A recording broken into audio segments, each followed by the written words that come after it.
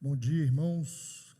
Que Deus abençoe poderosamente a vida de cada um dos irmãos e de cada família aqui representada, dos que estão presentes e dos que acompanham a gente pela internet. Amém? Vamos abrir nossas Bíblias no Salmo 139.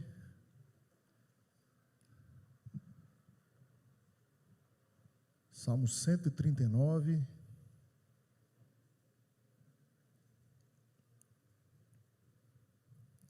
Salmo 139 diz assim. Como é que começa o Salmo 139? Não começa aí não. Salmo 139 começa ao mestre de canto, Salmo de Davi. Nós nos esquecemos desses pedacinhos assim, e eles também são inspirados por Deus, e Deus quer nos ensinar com isso também. Ao mestre de canto, Salmo de Davi. Senhor, tu me sondas e me conheces, sabes quando me assento e quando me levanto. De longe penetras os meus pensamentos, esquadrinhas meu andar e o meu deitar, e conhece todos os meus caminhos. Ainda a palavra não me chegou à língua, e tu, Senhor, já conheces todas. Tu me cercas por trás e por diante, e sobre mim pões a mão. Tal conhecimento é maravilhoso demais para mim, sobremodo elevado. Não posso atingir. Senhor, muito obrigado, Pai. Muito obrigado pela liberdade que nós temos de abrir a Tua palavra no nosso país. Muito obrigado por esta igreja, por este local que o Senhor separou para a Tua adoração e para ensino da Tua palavra, Deus. Pedimos que o Senhor fale aos nossos corações essa manhã, continue falando aos nossos corações. Obrigado, Pai, porque podemos confiar em Ti como acabamos de cantar. E confiados em Ti, nós nada tememos, porque sabemos que o Senhor nos sondas por detrás, por diante. O Senhor cuida de nós, Pai. O Senhor tem nossas vidas nas Tuas mãos. Fale conosco, apesar das nossas limitações, em nome de Jesus. Amém. Amém. Este salmo nos ensina algumas coisas, e a primeira delas, que é bom a gente sempre se lembrar, quando nós lemos a Bíblia, muitas vezes nós confundimos o que é nota de tradução com o que é o salmo, com o que é a palavra inspirada.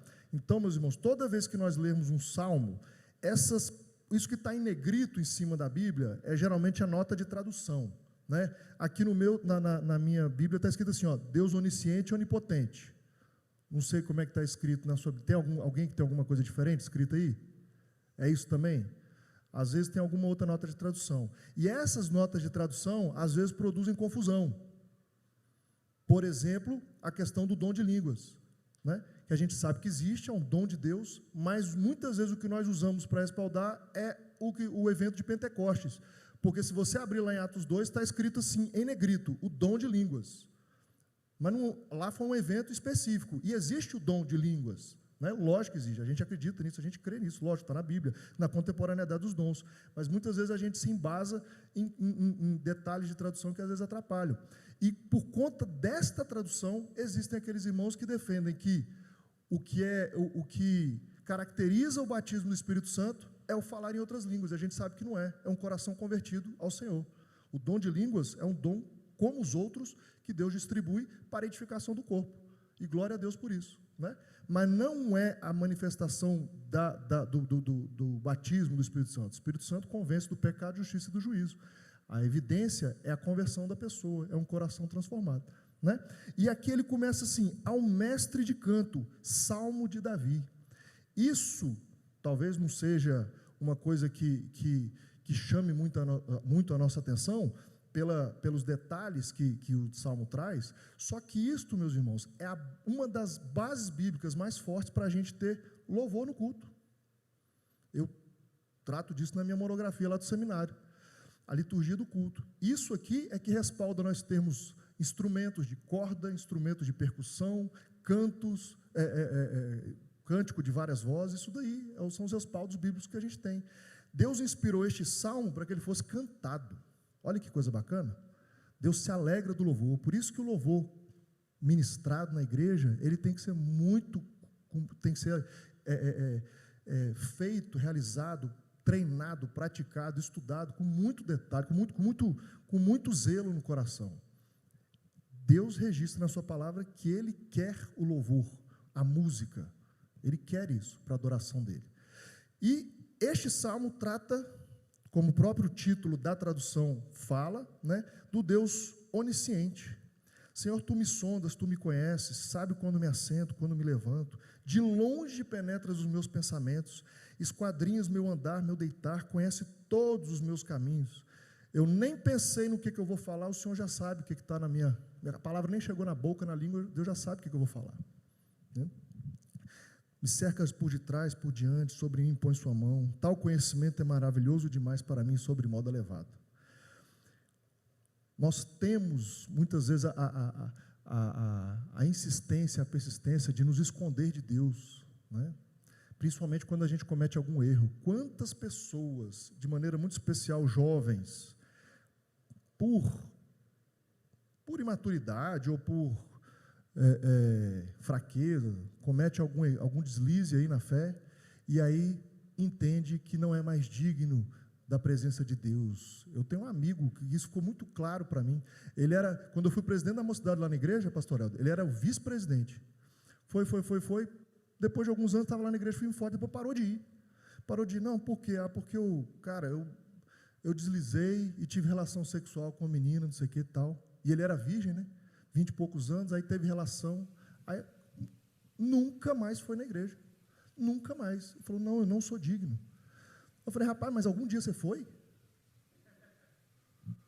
Porque se você foi, então, você já tinha que ter sido arrebatado, porque justamente o trabalho de Jesus, de mediador, ou melhor, de Deus, esvaziou-se de sua glória, como Paulo fala, se fez carne, habitou entre nós, e vimos a sua glória como do unigênito do Pai, o único, verdadeiro Filho de Deus, tem que ser o próprio Deus. É tão impossível nós nos voltarmos para Deus, que Deus precisou se fazer ser humano. Olha que coisa maravilhosa, só o cristianismo tem isso, meus irmãos. Só vamos dizer assim, o judaísmo, o cristianismo é a consequência natural do judaísmo, né? Bíblico, deveria ser assim, né? Então, só na religião que tem Yahvé como Deus é que isso acontece. Deus busca a criatura e o amor dele é tão grande que ele fala, eles não vão dar conta, eles não conseguem voltar a mim. Eu tenho que ir atrás deles, e ele se faz criatura para habitar entre nós. Isso é maravilhoso demais. Passa por muito mais do que a gente passa, morre e tem a morte de cruz. Vence a morte, mostra que tem domínio sobre vida e morte, ressuscita e retorna para Deus. Fala, agora o caminho foi reatado. Agora nós temos um caminho de volta. Isso só acontece no cristianismo. E nós, muitas vezes, achamos que pelo muito fazer na igreja, aquele ativismo que a gente estava falando, né, ontem, pelo muito se envolver, nós somos dignos. Pequei, não sou mais digno, me afasto. Meus irmãos, para onde me ausentarei da sua face? Para onde? Onde eu estiver? O que antes de eu pensar, Deus já sabe. E aí sim, além da onisciência de Deus, vem a onipresença de Deus nos versículos seguintes. Versículo 7, para onde me ausentarei do teu espírito? Para onde fugirei da tua face? Se subo aos céus, lá estás, se desço ao mais profundo abismo, lá estás também. Se tomo as asas da alvorada, ou me detenho no confins dos mares, ainda lá me há de guiar a tua mão. Onde estivermos, o que fizermos, Deus está conosco, graciosamente. Graciosamente. Isso inclui nos pecados, meus irmãos. Quando nós estamos fazendo coisa que não deveríamos fazer. Deus está lá, graciosamente, cuidando de nós e nos trazendo de volta, incomodando o nosso coração para que a gente entenda que aquilo está errado. E eu não estou falando só de pecado sexual, eu estou falando de tudo. A gente dá muita ênfase na nossa sociedade aos pecados sexuais. Só que, muita atenção nisso aqui, Provérbios 6 fala que 6 coisas o Senhor aborrece e a 7ª sua alma abomina. E se você vai ler lá, ele fala tramar projetos iníquos, cometer injustiça, e no último ele fala o quê? Alguém sabe de qual? Irmão que semeia contenda entre irmãos. Isso é fofoca. Isso a Bíblia trata como uma abominação. E muitas vezes a gente trata como se fosse uma coisa normal do nosso dia a dia, conversar, abrir o coração, falar alguma coisa. Não, eu chego para o Paulo, vou lá e comento alguma coisa sobre o irmão. Isso é abominação a Deus. Se você acha que o pecado sexual é mais grave do que o que é abominação a Deus, a Bíblia não diz isso. Não estou dizendo que não é pecado, né? Estou dizendo que a gente, às vezes, cria uma escala na nossa cabeça que não é a escala bíblica. Ah, existe uma escala para pecado? Existe. Existe. Às vezes a gente fala assim, não, qualquer pecado é pecado. É o negócio da distância. Aqui está Deus, aqui estou eu. Existe essa distância. O pecado faz distância entre Deus e os homens. Está aqui a distância. Agora eu posso estar a 40 centímetros, eu posso estar a 10 metros. Mas é distância, é pecado, é distância e não tem como eu voltar. Só Jesus que fez esse caminho de volta. Resgatou, reatou este caminho, a ponte que nos traz de volta a Deus. Se eu digo as trevas com efeito, se eu digo as trevas, versículo 11, as trevas com efeito me cobrirão, e a luz ao redor de mim se fará noite. Até as próprias trevas não te são escuras, as trevas e a luz são a mesma coisa. Isso aqui é fantástico, meus irmãos. O Deus que nós seguimos, que nós servimos, que nos criou e que nos resgatou, é um Deus absolutamente soberano. Cadê o pastor Marcelo? O pastor Marcelo fez um meme meu falando umas coisas dessas esses dias aí. Ele é absolutamente soberano. Ele controla tudo e todos. Isaías 45, Deus diz assim, ó, eu sou o Deus que, isso às vezes é chocante, eu sou o Deus que faço o bem e crio o mal. É algo assim, depois vocês olham lá, Isaías 45, faço o bem e crio o mal. A gente fica, mas como assim Deus faz o mal? Ele não está dizendo que ele vai fazer a maldade, mas ele está dizendo, em outras palavras, que até o diabo está debaixo do poder dele, meus irmãos. É claro, isso às vezes parece óbvio para a gente, mas no dia a dia a gente esquece. A gente esquece disso. A gente acha que a gente vive numa dicotomia em que existe, eu já falei sobre isso aqui uma vez, em que existem os inimigos de Deus e existem os amigos de Deus. Existe o lado negro da força e o lado claro da força. Não sei como é que é lá em Star Wars, né? Guerra nas Estrelas. Existem os dois lados da força. Meus irmãos, essa dicotomia é nossa.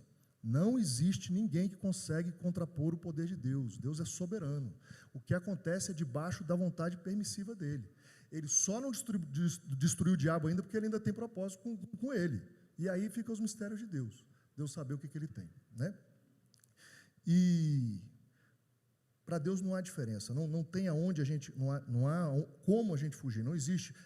O que para nós pode parecer encoberto, para Deus está descoberto. Não existe mistério que Deus não saiba, né? E aí vem a última parte do que eu queria tratar com vocês hoje, que é do versículo 13 em diante. Deus sabe de tudo, está em todo lugar. Aí vem versículo 13. Pois tu me formaste no meu interior, me teceste no seio da minha mãe. Graças te dou, visto que por modo assombrosamente maravilhoso me formaste. As tuas obras são admiráveis, e a minha alma o sabe muito bem. A minha alma sabe que as obras de Deus são muito admiráveis, é isso que ele está dizendo. Os meus ossos não te foram encobertos, quando no oculto me fui formado e entritecido, como nas profundezas da terra. Os teus olhos me viram a substância ainda informe, e no teu livro foram escritos todos os meus dias, cada um deles escrito e determinado, sem que nenhum deles houvesse ainda. Que preciosos para mim, ó Deus, são os teus pensamentos, como é grande a soma deles. Meus irmãos, o Deus, a essência do projeto da nossa vida, do propósito, já está escrito. A maioria sabe o que a gente passou essa semana, né? Foi uma semana de bênção e livramento, mas lá com o Ricardinho. Alguém não sabe o que aconteceu o negócio? Não? Da bateria? Ricardinho, vem cá, meu filho.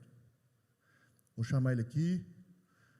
Vem cá. Vai subir aqui no púlpito aqui com o papai hoje. Porque aí a gente já vai encerrar já, a gente já ora, viu, pastor Helder? A gente tem que...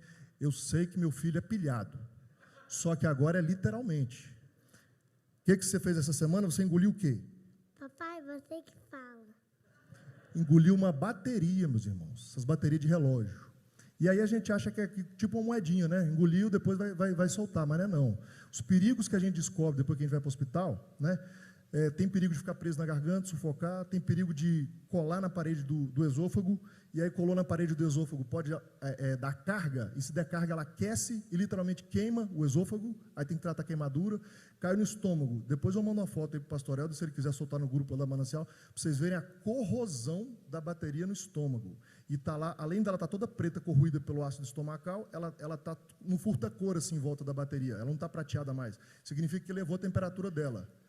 E se elevar demais, escorrer demais, pode soltar aqueles produtos químicos metálicos, né? Chumbo, níquel, cádmio, tudo no estômago. Aí intoxica, é envenenamento. Aí tem que tratar envenenamento. Então, assim, é um monte de coisa que pode acontecendo, né? E de todas essas, a gente passou uma agonia, porque foi de segunda-feira à tarde, ele teve que ser internado, endoscopia às pressas, já tinha saído para o estômago, do estômago para o intestino, um monte de coisa. E aí, na quarta, graças a Deus, ele expeliu isso daí.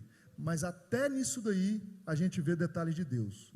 O Ricardinho, e aí eu quero que a gente ore por isso depois, pastor, ele, desde que ele nasceu, ele tem um ressecamento no intestino. Então, as fezes dele, ele tem que tomar alguns produtos naturais e tal, pegue algumas coisas para poder defecar direitinho, senão é ressecamento e machuca ele. E aí a médica falou, depois de uma conversa lá, uma médica virou e falou assim, olha, se a gente der laxante, fica muito líquido dentro, e aí não tem a consistência para agarrar a bateria e expulsar a bateria. Ela falou, só que eu estou olhando aqui no raio-x, que ele está com um monte de fezes aqui, no lado aqui, a gente não tinha dado remédio nesse dia, porque era a noite que ele toma. Aí ela falou assim, então eu estou com a esperança que isso aqui junte com a bateria e expulse a bateria. E foi o que aconteceu. Então, quer dizer, Deus é soberano até nos nossos defeitos, nas nossas doenças. Deus tem um propósito, Ele sabe por quê. Mas agora já está bom, a gente pode orar daqui a pouco, e para ele não ter mais prisão de ventre, para ele poder, já cumpriu o propósito, é só ele não engolir mais nada. Só ele não engolir mais nada. Aí chegamos aqui hoje, o Galone já bateu o olho e falou assim, olha, eu estou vendo que o Ricardinho já está mais tranquilo, mais devagarzinho, né? Tirou a bateria, tirou a pilha dele, ele está... Aí eu falei, Galone, eu descobri que meu filho é movido a energia fotovoltaica. Energia solar, pode tirar a pilha que ele continua pilhado do mesmo jeito. Não tem jeito. Meus irmãos, os dias do Ricardinho já estavam escritos no livro de Deus, desde antes da fundação do mundo. Assim como da minha vida, da tua vida, da vida de todos nós. E aprove a Deus não levá-lo agora e deixar que ele fique aqui muitos anos com a gente, em nome de Jesus, para a glória dele. Agora, do mesmo jeito que isso aconteceu com a gente, e é uma bênção, livramento, e eu queria chamar o pastor Helder para já vir aqui na frente, para a gente orar, aconteceu uma tragédia no domingo de manhã, na igreja da paróquia Nossa Senhora do Lago, lá no Lago Norte. Havia 4 famílias na missa de manhã. 4 carros no estacionamento.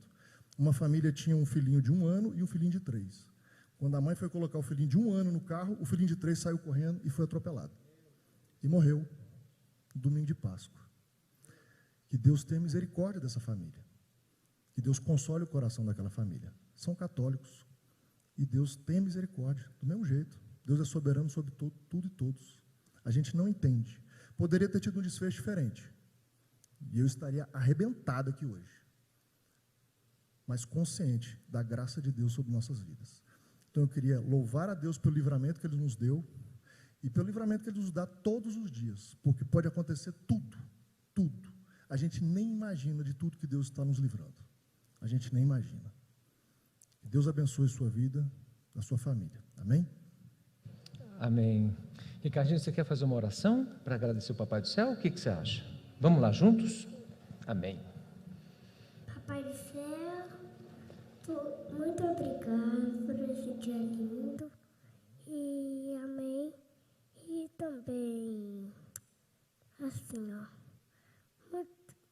Deus, é meio... Obrigado pela minha saúde, pela saúde de todo mundo aqui. Amém.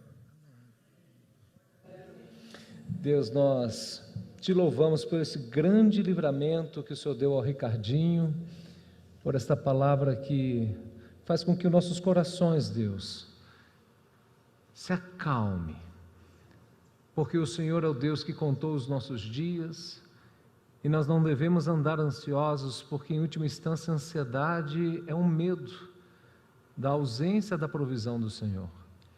E o Senhor é o Deus onisciente, o Deus onipresente, o Deus todo-poderoso e o Deus que nos sustenta em todo momento. Assim, Pai, nós rendemos graças ao Teu nome pela vida do Ricardinho e de sua família e queremos pedir por esta família que o Júnior, Pai, o pastor Júnior se refere, Pai, que o Senhor possa ter misericórdia desta família enlutada, que a revolta, o ódio, Deus, não venham aflorar na sua alma, pelo contrário, que eles possam se render ao Senhor, ainda que não entendamos. O Senhor é Deus e continua sendo Deus. Queremos abençoar os dízimos, ofertas que vamos trazer neste momento, aquilo que será transferido, e a tua bênção e a tua provisão sobre nós em Cristo Jesus. Amém.